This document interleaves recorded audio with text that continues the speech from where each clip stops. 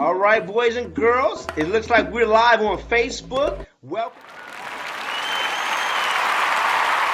Welcome to Infinite Think, your resource for success and happiness. I'm one of your co-hosts, Richard Kenya Cook. And I'm Richard. No, I'm just joking. I'm Richard Cook. No, I'm Richard Roundtree. There you How go. you guys doing? How you guys doing out there today? I just want to thank you guys for following us on Infinite Think. And you can also please subscribe to our YouTube channel. It means a lot to us so we can spread this knowledge and so, make this world a better place. Yeah, thank you so much for following us. Now, Richard, I'm excited to get started with you. You did some traveling this week. Brother, enlighten us with your experience. Well, actually, I've been traveling for the last 2 weeks, and I'm just getting back this week. And I went to Colombia, first time in South America, first time in Colombia, and such an enriching experience, just engulfed in a beautiful culture, beautiful people, beautiful architecture. I actually went to the very first free city for African Americans, or I guess they're African Americans. And this city was free before Haiti. So there were 200. So in this city, it's called Palenque. You see black people that escaped slavery 200 years before the Haiti Revolution, and now they live in this city. And it's such a peaceful city. They don't even have a police department. So that was a very, very it made me ponder the question, do we really even need a police department? This city, you see young black men playing dominoes, drinking beer on the corner. If you were in New York City or LA, you would start to say, "Oh, they about to have a fight. Where are the cops at?" That's our mindset that's going on. And they don't even have cops there because guess what? No one gets into fights. So if they do get into fights, they handle it in a peaceful manner, and no one gets killed. So just something to ponder, something to think about. But for the most part, I'm just so enthralled about my experience that I had in Colombia. Just a beautiful place, and I'm looking forward to going back there. And I'm hoping I can convince Kenya to go there next time. No doubt, my brother. That will be it. Hey, you don't have to convince me. You have to convince Natasha. No, she would love it too. It's just a beautiful place for everybody. Yeah, such a That's beautiful great. place. That is great. That is great. Well, on our last show, we were visiting with Equator Taylor Q, and we were Yeah. talking about daily priorities, and she gave us some great tips. But one of the things that I took away from that conversation is the importance of starting her day in prayer and meditation and with God. So that was just a wonderful conversation. What were some of your takeaways, Richard? I mean, I think that was it. Like just starting your day with God, and then not even starting your day with God. Your whole day is all about God. So you're always in prayer. You're always meditating. You're always giving thanks. A lot of times we get so caught up in we don't have this, we don't have that. But when you just give thanks and appreciation to God or to whoever you want to believe is the ultimate being, then life becomes a lot easier and life flows a lot easier. So that's what I always constantly work on, is being appreciative and thankful for what I have, and thank the Lord above. And that right there, Richard, I would have said that I really started being more conscious of that since doing this podcast with you. An attitude of gratitude is very important. Well, without any further ado, I would like to introduce our awesome guest today. Today we're going to be visiting with Anthony Rosa. He's a father, a husband, a networker, a forward thinker, a business developer, a community advocate. He graduated from St. Peter's University here in Jersey City, New Jersey. Welcome to the show, Anthony. Thank you so much, Kenya. Thank you so much. I want to thank you and Richard for having me on today. I'm super excited to be on with you guys, and I'm really excited about this topic. So, thanks for the time this afternoon. Well, thank you. Thank you. Today, we're going to be talking about, in our series that's following the 7 Habits of Highly Effective People, we're going to be talking about win-win situations. We titled the show Win, W-I-N, Win, W-H-N. And we want to talk about when to create winning situations. In marriage, business, and other relationships, they exercise interpersonal leadership to make both parties winners. 2 wins makes everyone better off, and 2 losses places everyone in a worse situation. A win-lose relationship creates a victor and leaves someone injured. Highly effective people strive to win-win transactions. They strive to create win-win transactions, which make it profitable for everyone to cooperate because all the parties are better off in the end. Any kind of transaction that is destructive because it produces losers and therefore enemies and bad feelings such as animosity, defeat, and hostility.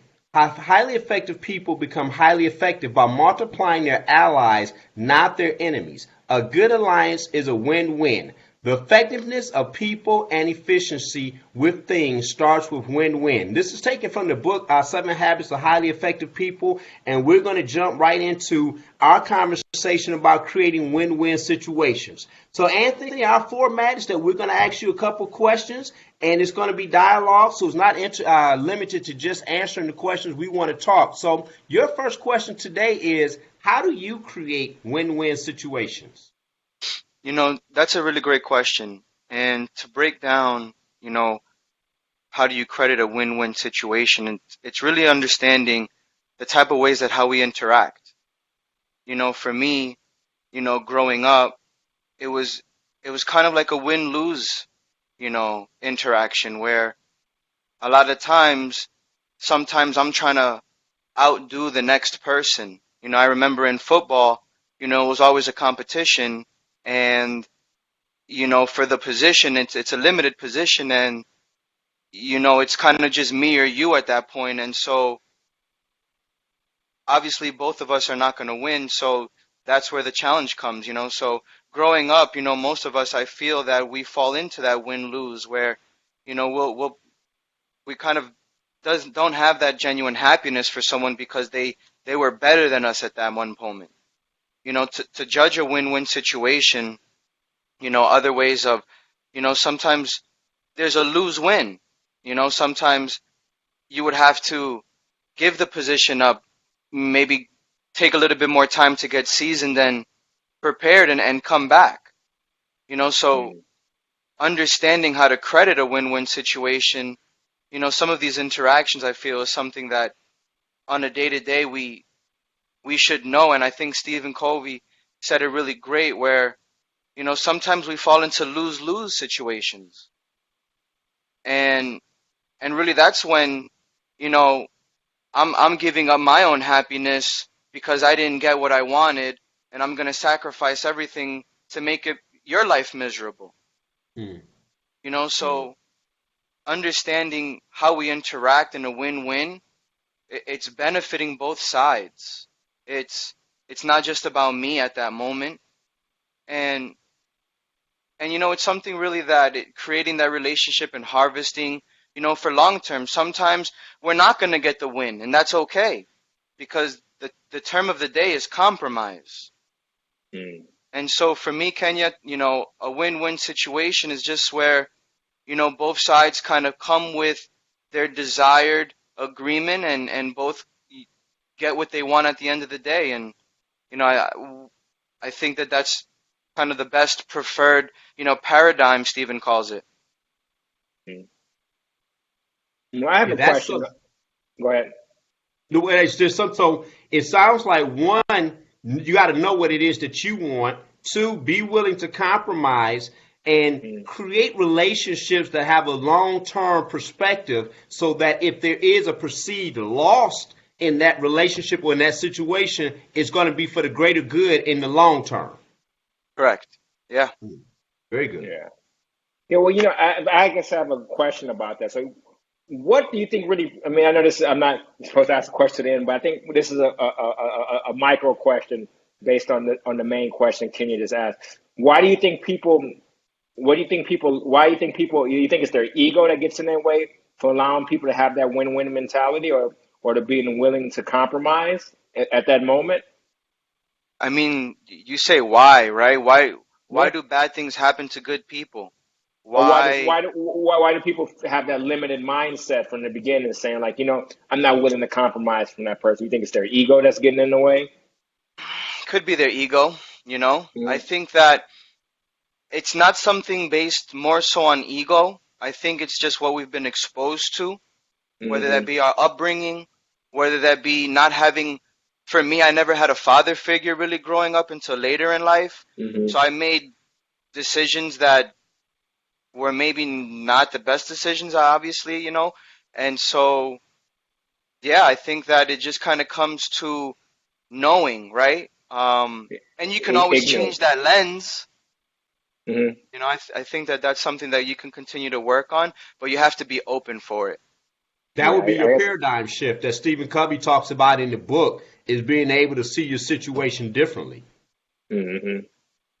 Hey, Richard, that's a great road that you were going down because there are issues that people face to creating win-win situations. Because oftentimes we're not very clear on what it is that we want, and that could be a product of our exposure and experience that Anthony was talking about. And then to your point, Richard, it could just be our egos, us seeing ourselves as winners only when somebody else loses, instead of saying I see myself as a winner when everybody's winning.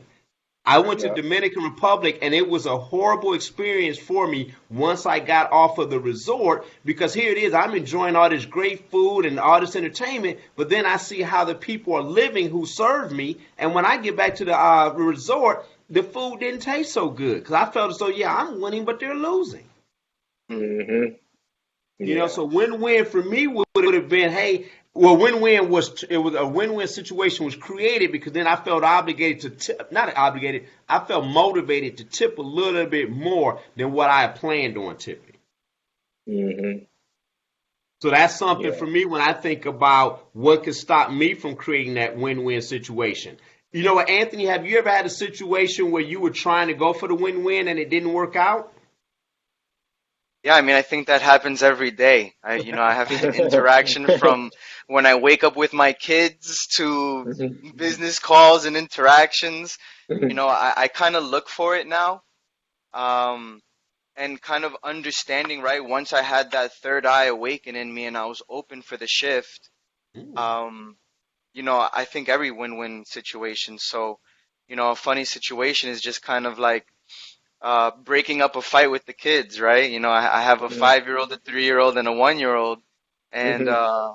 they're both fighting for a toy or something, and just trying to separate them and take the toy, and at the end, giving them sometimes what they wanted because they were fighting for it is me kind of trying to choose the battle, right? So I Yeah. think that just kind of playing on that is something from the smallest thing of breaking up a fight with the kids that I have to Hmm. choose to lose to win. yep. You choose to lose. That's so interesting. So you're saying you're approaching the game almost like a chess player versus being a checkers player. So sometimes you got to lose to win. Richard, it's chess, not checkers. Yeah, so Chess, not checkers. you know that Especially with the kids, right? I mean, look, and anything else, right? Sometimes Yeah. just on a client base, a client may not be ready. Hmm. Sometimes in sales, I think, some salespeople will talk themselves out of a sale. I Hmm. think that, understanding what the root of the problem is, trying to relate and figuring out what's the best plan of action. Although I didn't close the sale at that moment in a way where we're creating a long-term relationship to agree on the best time for us to begin. Hmm. And so there's another, lose-win situation where it actually Hmm. was a win-win. Yeah. So basically, you're saying it's not as black and white as win and lose sometimes. Sometimes you got to play the chess game. You got to play the long game. But at the end of the day, you want to put everybody in a position to succeed. Babe For Ruth wasn't known for his, I'm sorry, what? no, go ahead. Talk about Babe Ruth. No, I was just gonna say, Babe Ruth wasn't known for his strikeouts, right? He was known for his Yeah. home runs. So, Hmm. I don't think that we have Hmm. to win every single time and kind of get it out of the mentality that losing is okay Yep. in Hmm. a controlled situation, Hmm. Long as it's making us move forward, you moving know. forward. Yeah, but if you're losing and doing the same things that's bringing you backwards in life, that you're making the same mistakes over and over, that's probably not what you want. Right. I consider that insanity. Okay, that You is know, insanity. Yeah. doing the same thing, expecting different results. Yeah, You for know, sure. Hmm. I was on this big weight loss transition. You know, Hmm. my wife and I were in a car accident in 2011, and I Oh. herniated two of my lower lumbar discs and completely changed the lifestyle. I wasn't as active, and I put on a lot of weight naturally, and being married with kids and she expects me for everything. Well, I don't have to be in the gym, for her at least, right? Right. Right. But Hmm. what it was I grew unhappy I was more depressed. I was snappy. You know, Mm-hmm. I really had to make the decision to transform last year, starting in March. And so, that was a big challenging point in my life where, you know, I realized that not working out and not doing the right things that I should be doing, that I know I should be doing, it's going to hurt me in the long run. So right there, I was insane or insanity, right? That, Mm-hmm. not making that decision, and now, I was able to get a lot healthier and motivate others to do the same thing. So, I'm kind of appreciative because I need them as much as they need me. Right. Mm-hmm. Right. That sounds like, once again, Anthony, that we talked about being proactive a couple episodes back, but it sounds like you have really grabbed that for yourself as a mantra to make the change that you want to make in your life. Yeah, I agree. Thank you. Yeah, that's very good. Well, the question was, how do you create win-win situations? A quick recap. We're looking at, first of all, knowing what you want, be willing to compromise, create the relationships that you want to win within, and think long term. So my next question is, how does a win-win attitude drive sustainable success? What does that mean to you, Anthony? When I was thinking about this question and how to sustain success, I think of momentum. Hmm. Momentum Mm-hmm. is something that it takes time to build. And we all hope for that snowball effect where it's just kind of going with the flow. Mm-hmm. But that one log that trips us up can immediately stop our momentum in a blink of an eye. And it's tough and challenging sometimes to get right back up after you got that big punch. So for me, I was thinking of sustainable success, and Stephen Covey in Seven Habits of Highly Effective People talks about a supportive system and having a process. So breaking that down a little more, with that supportive system is really having an accountability partner. Someone Mm-hmm. that's going through it or that's gone through it that can relate and give me insight and feedback. And then with the process is really just understanding what the goal is, working backwards, and making sure that as I'm going along the way, if there's any holes in my boat, before I throw out any water, I have to patch the holes in my boat. So having a process in place and then adapting and growing continuously during that process. So the process is going to constantly grow and change. And so for sustainable success, not just success, I don't want overnight success. I don't want short-term success. I don't want one-time success. I want sustainable success. I think it comes to that support system that we have and create and the process. So who's in your support system now? A few people, Mm-hmm. my wife, one, of course. Of course. God, through testimony, feeling, Mm-hmm. showing me in so many different ways that I'm not alone when I thought I was alone. Mm-hmm. Obviously, my pastor. Mm-hmm. I have my gym friend, my buddy that we hold each other accountable. Mm-hmm. Many of my business partners know my goals and I know theirs, so we hold each other accountable. Mm-hmm. So it's so many that I can't count in one hand, but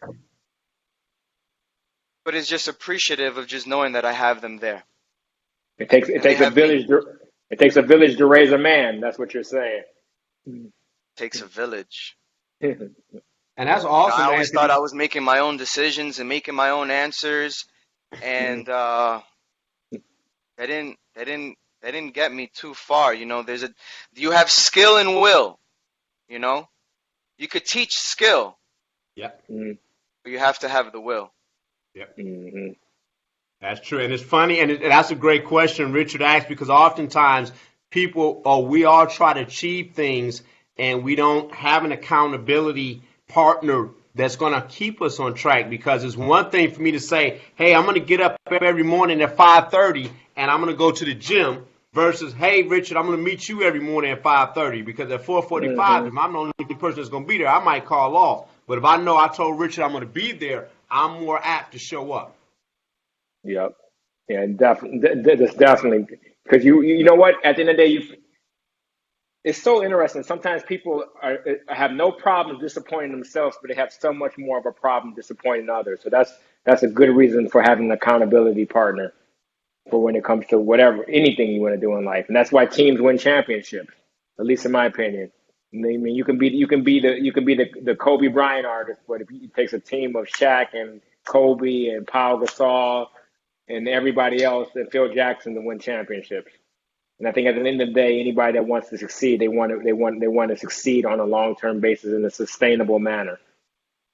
And and I think that's important too, Richard, because that goes right in vein with that and what Anthony was saying earlier about knowing what you want, having those goals, sharing them, because that helps you put you in a place where you're with like-minded individuals and you're Hmm. working together. I think about times where I have a difficult conversation with an employee and they're doing something that's kind of like, hey, we need to stop that behavior. And I try to start with, hey, you know what? We both can agree that we're here to make money, we're here to get a paycheck. Now, we might not agree on anything else, but we can agree on that. Now, we have to agree that the way we do that is by delivering a high quality service or product. Now, if we agree on these two things, now we have to figure out what in your behavior is not helping us get there and what possibly in my behavior is not helping you get there. So once we Hmm. identify the common goal, then we start to identify the interpersonal challenge or individual challenges we were having so that now we can come together to create that win-win situation. For example, the employee may have a problem coming in late